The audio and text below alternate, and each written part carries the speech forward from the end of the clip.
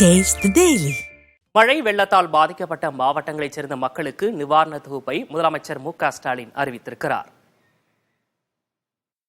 மழை வெள்ளத்தால் பாதிக்கப்பட்ட மாவட்ட மக்களுக்கு வீட்டுக்கடன், தொழிற்கடன் உட்பட 1000 கோடி ரூபாய் மதிப்பிலான நிவாரண தொகுப்பு ஒதுக்கப்பட்டுள்ளதாக முதலமைச்சர் மு.க. ஸ்டாலின் அறிவித்துள்ளார். இதன்படி சேதமடைந்த வீடுகளுக்காக 385 கோடி ரூபாயும், பயிர்ச்சேத நிவாரணத்திற்காக 250 கோடி ரூபாய் நிவாரணம் வழங்கப்படும் என குறிப்பிட்டுள்ளார். தொழில் நிறுவனங்களுக்கு 3 லட்சம் ரூபாய் வரை வெள்ள நிவாரண கடன் உதவி வழங்கப்படும் என தெரிவித்துள்ள முதலமைச்சர், மழை வெள்ளத்தால் பாதிக்கப்பட்ட உப்பள தொழிலாளர்களுக்கு 3000 ரூபாய் நிவாரணத் தொகை வழங்கப்படும் என அறிவித்துள்ளார்.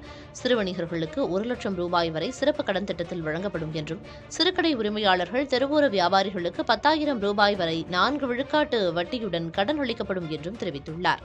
இதேபோல் 1 லட்சம் ரூபாய் வரை 6 விழுக்காடு வட்டி வீதத்தில் கடன் வழங்கப்படும் எனவும் முதலமைச்சர் அறிவித்துள்ளார். வண்டலூர் அருகே கட்டமைக்கப்பட்டுள்ள கிளாம்பாக்கம் கலைஞர் நூற்றாண்டு பேருந்து நிலையத்தை முதலமைச்சர் மு.க. ஸ்டாலின் திறந்து வைத்தார்.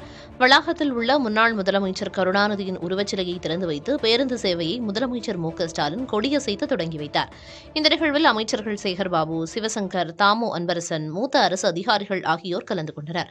88.52 ஏக்கரில் 397 கோடி ரூபாய் மதிப்பீட்டில் நவீன தொழில்நுட்ப வசதிகளுடன் கிளாம்பாக்கம் கலைஞர் நூற்றாண்டு பேருந்து நிலையம் கட்டப்பட்டுள்ளது. முதற்கட்டமாக தென் மாவட்டங்களுக்கு செல்லும் பேருந்துகள் இங்கிருந்து இயக்கப்பட உள்ளன. அதற்காக பல்வேறு வசதிகளுடன் 14 நடைமேடைகள் அமைக்கப்பட்டுள்ளன. பயணிகள் பாதுகாப்பிற்காக சிசிடிவி கேமரா, புறக்காவல் நிலையம், 2 எஸ்கலேட்டர்கள், 6 லிப்டுகள் ஆகிய வசதிகள் ஏற்படுத்தப்பட்டுள்ளன. ஒரே நாளில் 2310 பேருந்துகளை இயக்கவும், ஆம்னி பேருந்துகளை இயக்க தனி இடம் ஒதுக்கப்பட்டிருப்பதாகவும் தெரிவிக்கப்பட்டுள்ளது.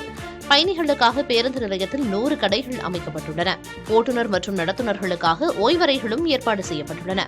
இருசக்கர வாகனங்கள் மற்றும் கார்கள் என 2500 வாகனங்களை நிறுத்த வசதிகள் செய்யப்பட்டுள்ளன.